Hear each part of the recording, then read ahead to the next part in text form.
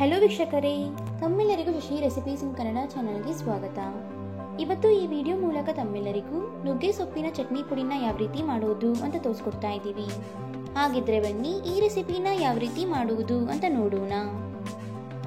ಮೊದಲಿಗೆ ಒಂದು ಪ್ಯಾನ್ಗೆ 2 ಟೇಬಲ್ ಸ್ಪೂನ್ ಅಷ್ಟು ಕಡಲೆ ಬೀಜನ ಹಾಕೋತಾ ಇದ್ದೀವಿ. ಈಗ ಇದನ್ನ ಲೋ ಫ್ಲೇಮಲ್ಲೇ ಚೆನ್ನಾಗಿ ಹುರ್ಕೊಳ್ಳೋಣ.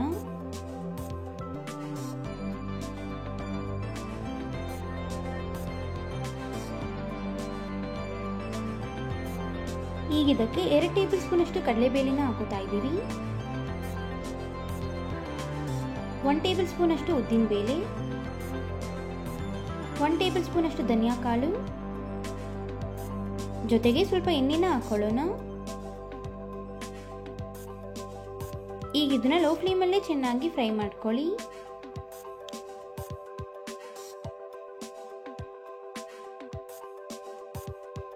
ಈಗ ಇದಕ್ಕೆ 1 ಟೇಬಲ್ ಸ್ಪೂನ್ ಅಷ್ಟು ಜೀರಿಗೆನ ಹಾಕೋತಾ ಇದ್ದೀವಿ. ಜೊತೆಗೆ 1 ಟೇಬಲ್ ಸ್ಪೂನ್ ಅಷ್ಟು ಸಾಸಿವೆನ ಹಾಕೋತಾ ಇದ್ದೀವಿ. ಈಗ ಇದನ್ನು ಸಹ ಚೆನ್ನಾಗಿ ಫ್ರೈ ಮಾಡ್ಕೊಳ್ಳೋಣ. ಈಗ ಇದನ್ನು ಒಂದು ಪ್ಲೇಟ್ಗೆ ಸೇರಿಸ್ಕೊಳ್ಳೋಣ. ನಂತರ ಅದೇ ಪ್ಯಾನ್ಗೆ ಖಾರ ಮೆಣಸಿನಕಾಯಿನ ಹಾಕೋತಾ ಇದ್ದೀವಿ. ಈಗ ಇದನ್ನು ಸಹ ಚೆನ್ನಾಗಿ ಹುರ್ಕೊಳ್ಳಿ.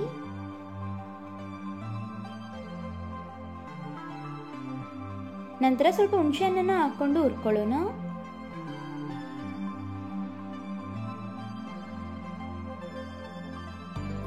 ಈಗ ಇದನ್ನು ಸಹ ಪ್ಲೇಟ್ಗೆ ಸೇರಿಸ್ಕೊಳ್ಳೋಣ.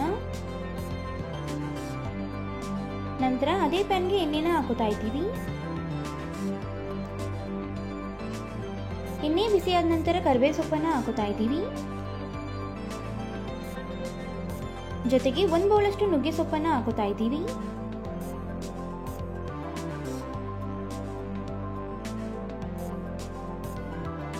ಈಗ ಇದನ್ನ ಲೋ ಫ್ಲೇಮಲ್ಲೇ ಚೆನ್ನಾಗಿ ಫ್ರೈ ಮಾಡ್ಕೊಳ್ಳೋಣ.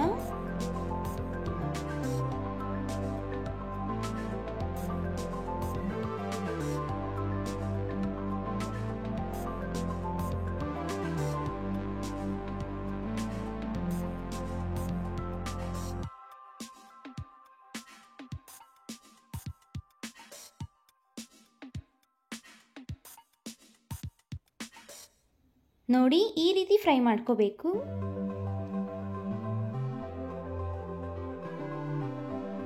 ನಂತರ ಹುರಿದಂತಹ ಪದಾರ್ಥಗಳನ್ನ ಒಂದು ಮಿಕ್ಸಿ ಜಾರ್ಗೆ ಸೇರಿಸ್ಕೊಂಡಿದ್ದೀವಿ. ಈಗ ಇದಕ್ಕೆ ಸ್ವಲ್ಪ ಅರಿಶಿಣನ ಹಾಕೊಳ್ಳೋಣ.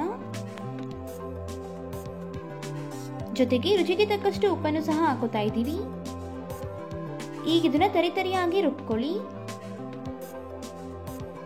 ನೋಡಿ, ಈ ರೀತಿ ತರಿತರಿಯಾಗಿ ರುಬ್ಕೋಬೇಕು.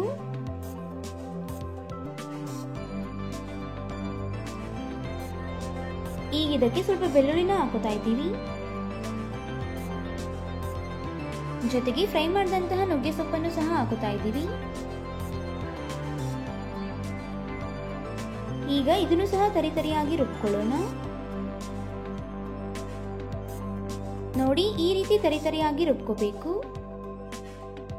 ನೀವು ಇದನ್ನ ಒಂದು ಬಾಕ್ಸ್ ಅಲ್ಲಿ ಹಾಕಿ 3 ತಿಂಗಳುಗಳ ಕಾಲ ಸ್ಟೋರ್ ಮಾಡಿ ಇಟ್ಕೋಬಹುದು. ಈಗ ಇಲ್ಲಿ ನೀವು ನೋಡ್ತಿರಬಹುದು, ಕಂಪ್ಲೀಟ್ ಆಗಿ ನುಗ್ಗೆ ಸೊಪ್ಪಿನ ಚಟ್ನಿ ಪುಡಿ ರೆಡಿ ಆಗಿದೆ. ನೋಡಿದ್ರಲ್ಲ ವೀಕ್ಷಕರೇ, ಅನ್ನಕ್ಕೆ ಚಪಾತಿಗೆ ಪರ್ಫೆಕ್ಟ್ ಆದಂತಹ ನುಗ್ಗೆ ಸೊಪ್ಪಿನ ಚಟ್ನಿ ಪುಡಿನ ಯಾವ ರೀತಿ ಮಾಡಬಹುದು ಅಂತ. ಹಾಗಿದ್ರೆ ಇವತ್ತು ನಾವು ಮಾಡಿ ತಿಳಿಸಿಕೊಟ್ಟಂತಹ ಈ ರೆಸಿಪಿ ತಮ್ಮೆಲ್ಲರಿಗೂ ಇಷ್ಟ ಆಗಿದೆ ಅಂತ ಅನ್ಕೊಂತೀನಿ. ಇಷ್ಟ ಆಗಿದ್ರೆ ಈ ವಿಡಿಯೋಗೊಂದು ಲೈಕ್ ಕೊಡಿ. ಹಾಗೆ ತಮ್ಮ ಅನಿಸಿಕೆ ಅಭಿಪ್ರಾಯಗಳನ್ನ ಕಮೆಂಟ್ ಬಾಕ್ಸಲ್ಲಿ ಕಮೆಂಟ್ ಮಾಡಿ. ಅಷ್ಟೇ ಅಲ್ಲ, ಈ ವಿಡಿಯೋನ ಮತ್ತೊಬ್ಬರಿಗೂ ಹೆಲ್ಪ್ ಆಗೋ ಹೋಗಿ ಶೇರ್ ಮಾಡಿ ಅಂತ ಕೇಳ್ಕೊತಾ ಇದ್ದೀನಿ. ಮತ್ತಷ್ಟು ಹೊಸ ರೆಸಿಪಿಗಳಿಗೋಸ್ಕರ ನಮ್ಮ ಚಾನಲ್ನ ಸಬ್ಸ್ಕ್ರೈಬ್ ಮಾಡೋದನ್ನ ಮರಿಬೇಡಿ. Thank you.